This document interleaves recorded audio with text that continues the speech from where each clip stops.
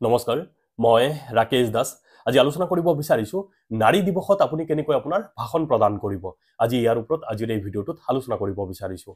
আজিৰ এই ভিডিঅ'টো বনোৱাৰ কাৰণ হ'ল বহুতে মোক ৰিকুৱেষ্ট কৰিছে যে নাৰী দিৱসৰ ওপৰত এটা ভিডিঅ' বনাব লাগে বা মোক ভাষণ লিখি দিব লাগে মই বহুতক লিখি দিছো সকলোকে লিখি দিয়াটো সম্ভৱ নহয়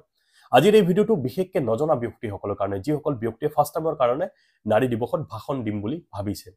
যেতিয়া আপোনাক নাৰী দিৱস উদযাপন সমিতি আপোনাক আমন্ত্ৰণ জনাব ভাষণ দিবলৈ আপুনি যেতিয়া মঞ্চত থিয় হ'ব মই প্ৰথম এটা ৰিকুৱেষ্ট কৰো যে আপুনি ভাষণ শৰ্ট কৰিবলৈ যত্ন কৰিব যিমান চমু কৰিব ইমান ভাল হ'ব কাৰণ মানুহৰ হাতত আজিকালি ইমান সময় নাই বেছি দীঘলীয়া কৰিলে আৰু অন্য বক্তাকো হয়তো তেখেতসকলে আমন্ত্ৰণ জনাইছে তেখেতসকলেও বৰ পাব দ্বিতীয় কথাটো হ'ল যেতিয়া নাৰী দিৱসত আপুনি আপোনাৰ ভাষণ আৰম্ভণি কৰিব বিষয় কেৱল নাৰীৰ লগত ৰিলেটেড কথাহে ক'ব অন্য বিষয় আপুনি ক'বলৈ যত্ন নকৰিব আপোনাৰ কণ্ঠস্বৰ স্পষ্ট হ'ব লাগিব আপোনাৰ যুক্তি আপোনাৰ ধাৰণা অনুভৱবোৰ পুনে পুনে যাতে হৃদয়ৰ পৰা আহে ফ্ৰণ্টত বহি থকা মানুহে যাতে আপোনাৰ কথাখিনিক গুৰুত্ব দিয়ে আৰু সুন্দৰকৈ শুনিবলৈ তেখেতসকলে চেষ্টা কৰে প্ৰথম কথা হ'ল যেতিয়া ভাষণ আপুনি আৰম্ভণি কৰিব ভাষণৰ আৰম্ভণি আটাইতকৈ গুৰুত্বপূৰ্ণ আপোনাৰ ভাষণৰ আৰম্ভণি যদি ফলপ্ৰসূ আৰু ব্যৱহাৰিক হয় তেতিয়া আপোনাৰ বক্তৃতাক মানুহে গুৰুত্ব দিব আৰু মূল্য দিব বা ভালকৈ শুনিব এতিয়া আহো মূল কথাটো আপুনি আৰম্ভণি কেনেকৈ কৰিব যেতিয়া আপুনি আৰম্ভণি কৰিব যিকোনো ধৰক গল্প প্ৰবাদ উদ্ধৃতি বা নাৰী দিৱসৰ লগত ৰিলেটেড বাক্যৰে আপুনি আৰম্ভণি কৰিব মই ধৰি ললো যে উদাহৰণ দিবৰ কাৰণে আপোনালোকে খেল উদ্বোধনী ভাষণ কৰবাত ধৰক আপোনালোকে আমন্ত্ৰণ জনাইছে যেনেকৈ বহু এনেকুৱা ব্যক্তি আছে যেনেকৈ ধৰক ডক্টৰ ভূপেন হাজৰিকা দেৱৰ এটি গীতেৰে তেখেতসকলে আৰম্ভণি কৰিব বিচাৰে যে এই পৃথিৱী এক ক্ৰিয়াংগন ক্ৰিয়া হৈছে শান্তিৰ প্ৰাংগণ ঠিক তেনেদৰে আপুনি যেতিয়া মানে আপোনাৰ বক্তব্য আৰম্ভণি কৰিব নাৰীৰ লগত মানে নাৰী দিৱসৰ লগত সংগতি ৰাখি পেলাই যেনেকৈ ৰূপকৰ জ্যোতিপ্ৰসাদ আগৰৱালা দেৱে তেখেতৰ গীত মাত কবিতা নাটৰ যোগেদি নাৰীৰ গৰিমা সদায় বৰ্ণনা কৰিবলৈ যত্ন কৰিছিল সামূহিক প্ৰেক্ষাপটৰ মাজলৈ নাৰীক আগুৱাই আনিবলৈ সদায় যত্ন কৰিছিল তেখেতৰ জ্যোতি সংগীতেৰে আপুনি আপোনাৰ ভাষণ আৰম্ভণি কৰিব পাৰে এনেকৈ আপুনি প্ৰয়াস কৰিব আপুনি চেষ্টা এনেকৈ কৰিব আইদেউৰ বুলনিত পোহৰৰ ধেমালি ন চানিকিয়ে জিকে মিকাই জোনাকী বাটেদি চিত্ৰ লিখিয়ে ন জীৱনৰে ফুলে ফুলাই আইদেউৰ জতৰত সুৰে গুণ গুণালে আইদেউৱে মিচিকিয়াই সুৰতে কপিছে কিনুনো বতৰা জলে মন্তৰা আইদেউৰ বুকু কপাই নমস্কাৰ আজিৰ এই আন্তৰ্জাতিক নাৰী দিৱসৰ শুভক্ষণত উদযাপন সমিতিৰ সন্মানীয় সভাপতি মহোদয় মঞ্চত উপবিষ্ট গণ্যমান্য বৰেণ্য বিশিষ্ট ব্যক্তিবৃন্দ মোৰ সন্মুখত উপস্থিত ত্ৰিবেণী সদৃশ গংগা স্বৰূপা আই মাতৃসকল জয় জয়তে আপোনা হবক আন্তৰ্জাতিক নাৰী দিৱসৰ আন্তৰিক শুভেচ্ছা জ্ঞাপন কৰিছো অথবা আপোনা হবৰ শ্ৰী চৰণত মোৰ সেৱা নিবেদিছো আপোনালোকে সম্বোধন এনেকৈ কৰিব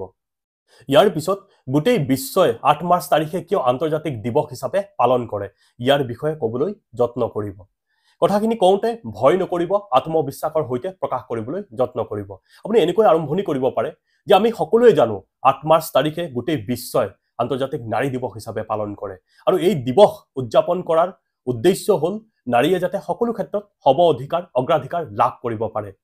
আমি যদি নাৰী দিৱসৰ ইতিহাস জানিবলৈ বিচাৰো বা আমি অধ্যয়ন কৰিব বিচাৰিছো তেতিয়াহ'লে আমি জানিবলৈ সক্ষম হ'ম যে 1857 চনত নিউয়ৰ্কত একাংশ মহিলাই নিজৰ দৈনিক পাৰিশ্ৰমিক কৰ্মঘণ্টা নিৰ্দিষ্ট কৰা আৰু কৰ্মক্ষেত্ৰত তেখেতসকলে যি অমানৱিক পৰিৱেশৰ মুখামুখি হৈছিল ইয়াৰ বিৰুদ্ধে তেখেতসকলে আন্দোলন কৰিছিল আৰু সেই সময়ত সেই নিউয়ৰ্কৰ চৰকাৰে কঠোৰ হাতেৰে তেখেতসকলৰ আন্দোলন দমন কৰিছিল আৰু সেই সময়ত বহু নাৰীয়ে নিজৰ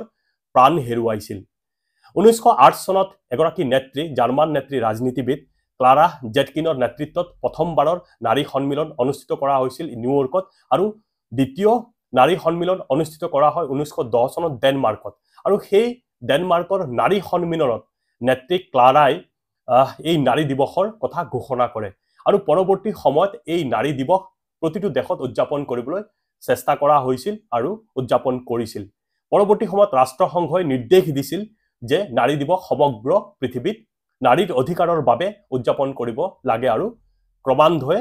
এনেকৈ নাৰী দিৱস উদযাপন কৰা হৈছিল এই কথাবোৰ আপোনালোকে প্ৰকাশ কৰিব দ্বিতীয় কথাটো হ'ল যে নাৰীৰ বিষয়ে আপোনালোকে যিখিনি জানে কেনেকৈ আমি আজিও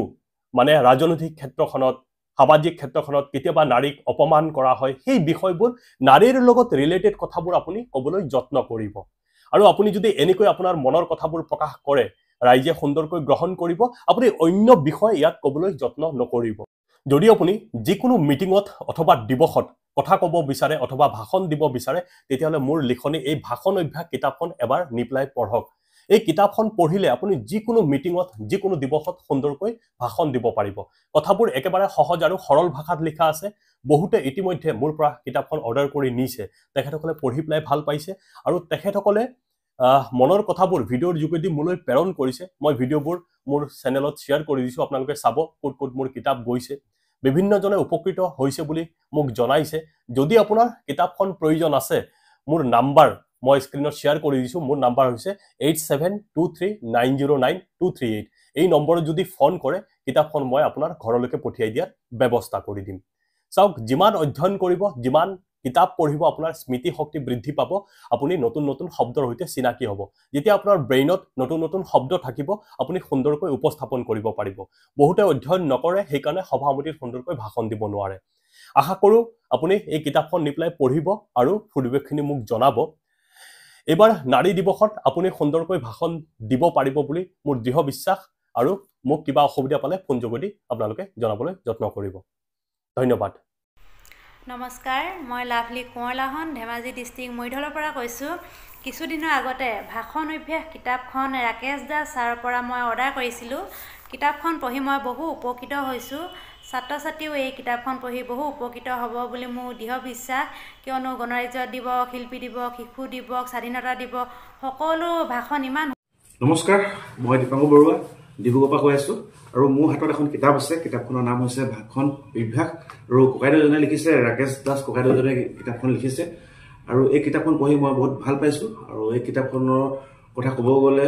ৰাজনৈতিক আৰু সামাজিক আৰু লগতে নৱপ্ৰজন্মৰ ল'ৰাৰ কাৰণে এই কিতাপখন উপযোগী এইটো কাৰণে মই ভাল কৈছোঁ যিহেতু এই কিতাপখনত ভাষণৰ ওপৰত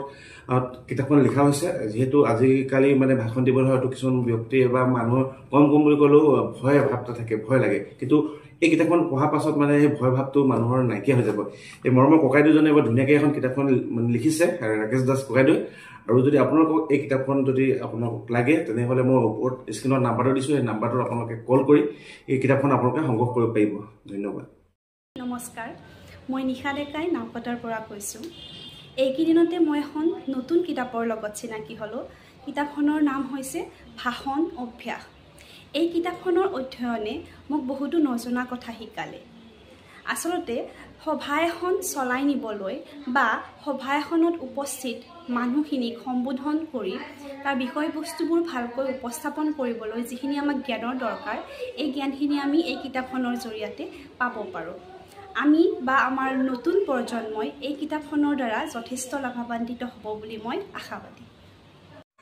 নমস্কাৰ মই পনাকন দাস গুৱাহাটীৰ পৰা কৈছোঁ মই ভাষণ অভ্যাস নামৰ কিতাপখনৰ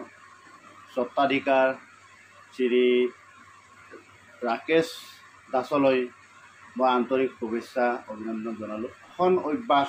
নামৰ কিতাপখনে আমাৰ উঠি অহা চামক এটা অনুপ্ৰাণিত কৰিব বুলি মই দৃঢ় বিশ্বাস কৰোঁ কাৰণ এই কিতাপখনৰ পৰা বহুতে জ্ঞান লাভ কৰিব পাৰিব সভা সমিতিয়ে কেনেদৰে ভাষণ দিব লাগে তাত তন্ন কৰি কথাবোৰ লিপিবদ্ধ কৰা আছে নমস্কাৰ মই আজিজুৰ ৰহমান কিছুদিন পূৰ্বে মই ভাষণ নামৰ এই কিতাপখন আঁকোৱালি লৈছিলোঁ পঢ়ি পিনে বহুত ভাল পালোঁ আৰু বিশেষকৈ ছাত্ৰ ছাত্ৰীসকলে এই কিতাপখন পঢ়ি বহুত উপকৃত হ'ব আৰু যিসকল ব্যক্তি সামাজিক সভা সমিতিত ভাষণ বা ৰাজনীতিক ক্ষেত্ৰখনৰ লগত জড়িত আছে তেওঁলোকৰ কাৰণে এই কিতাপখন বহুত উপকৃত হ'ব বুলি মই ভাবোঁ নমস্কাৰ ধন্যবাদ নমস্কাৰ মোৰ নাম সুৰজ বৰ্মন মই সৰ্বকৰ পৰা কৈছোঁ মোৰ মায়ে মোক এদিন এই ভাষণ কিতাপখন দিছিল এনে কৈছিল যে পঢ়ি চাবিচোন বেটা পঢ়ি চালোঁ মই পঢ়ি ফেলে ভালেই লাগিছে লেখকজনে যিমান ইজি কয় আৰু যিমান চিম্পলকৈ বস্তুবোৰ লিখিছে না বহুত ভাল লাগিছে পঢ়ি আৰু এখন কিতাপ আমাৰ নিচিনা ষ্টুডেণ্টৰ কাৰণে বহুত ইউজফুল হ'ব আৰু মই ৰেকমেণ্ড কৰিম যে আমাৰ নিচিনা ষ্টুডেণ্টে এখন একবাৰ এটলিষ্ট একবাৰ পঢ়ি চাওক থেংক ইউ নমস্কাৰ মই কস্তুৰী মই লখিমপুৰৰ পৰা কৈছোঁ ভাষণ অভ্যাস নামৰ এখন কিতাপ আনি দিছিল। কিতাপখন পঢ়ি সভা এখন কেনেকৈ চলাব লাগে বা মেল মিটিঙত কেনেকৈ কথা ক'ব লাগে মই জানিব পাৰিছোঁ। এই কিতাপখন পঢ়ি মই যথেষ্ট উপকৃত হৈছোঁ আৰু মোৰ দৰে ষ্টুডেণ্টসকলেও যথেষ্ট উপকৃত হ'ব বুলি আশা কৰিছোঁ।